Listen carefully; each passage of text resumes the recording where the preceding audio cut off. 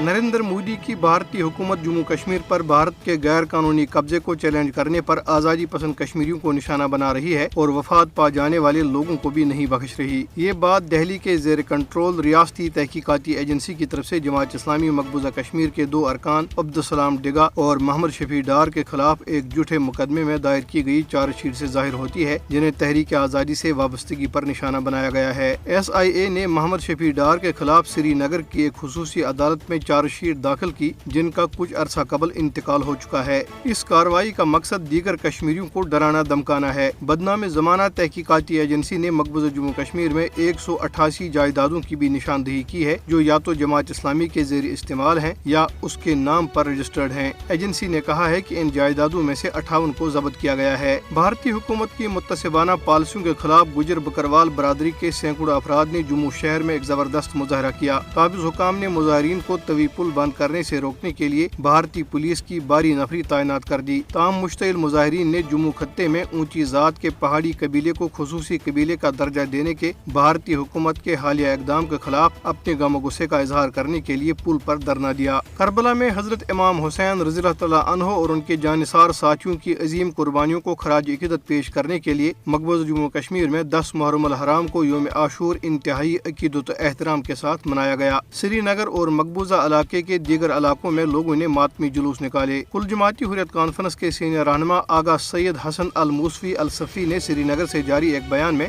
شہدائے کربلا کو شاندار خراج عقیدت پیش کرتے ہوئے کہا کہ حضرت امام حسین رضی اللہ تعالیٰ عنہ کی قربانی نے ثابت کیا کہ فتح ہمیشہ حق کی ہوتی ہے۔ کل جماعتی حریت کانفرنس کی اکائی تحریک وحدت اسلامی نے سری نگر میں ایک بیان میں کہا کہ وقت کے یزید کو للکارنے اور آزادی کے ساتھ جینے کا حق مانگنے پر بھارتی ظلم و جبر نے مقبوضہ جموں کشمیر کے مسلمانوں کا جینا محال کر دیا ہے۔ ادھر مقبوضہ کشمیر میں مزید پوسٹر چسپاں کیے گئے ہیں، جن کے ذریعے لوگوں سے اپیل کی گئی ہے کہ وہ 5 اگست یوم استحصال کشمیر کو یوم سیاہ کے طور پر منائیں۔ نریندر مودی کی ہندوتوا بھارتی حکومت نے 5 اگست 2019 کو بھارتی آئین کی 370 اور 35A دفعات منسوخ کر کے مقبوضہ جموں کشمیر کی خصوصی حیثیت ختم کر دی تھی۔ سری نگر اور مقبوضہ کشمیر کے دیگر علاقوں میں کھمبوں، ستونوں اور دیواروں پر چسپاں کیے گئے پوسٹروں کے ذریعے 5 اگست 2019 کے اقدام کو منسوخ کرنے، تمام سیاسی نظربندوں کی رہائی، بھارتی فوجیوں کی طرف سے انسانی حقوق کی خلاف ورزیوں کے خاتمے اور تنازع کشمیر کو اقوام متحدہ کی قراردادوں کے مطابق حل کرنے کا مطالبہ کیا گیا۔ پوسٹروں میں انسانی حقوق کی بین الاقوامی تنظیموں سے اپیل کی گئی کہ وہ بھارتی مظالم کا جائزہ لینے کے لیے اپنی ٹیمیں مقبوضہ علاقے میں بھیجیں۔ پوسٹروں میں مزید کہا گیا ہے کہ بھارت نے 27 اکتوبر 1947 کو کشمیری عوام کی مرضی کے خلاف جموں کشمیر پر یلغار کی، جبکہ 5 اگست 2019 کو اس نے ایک مرتبہ پھر شب خون مارا۔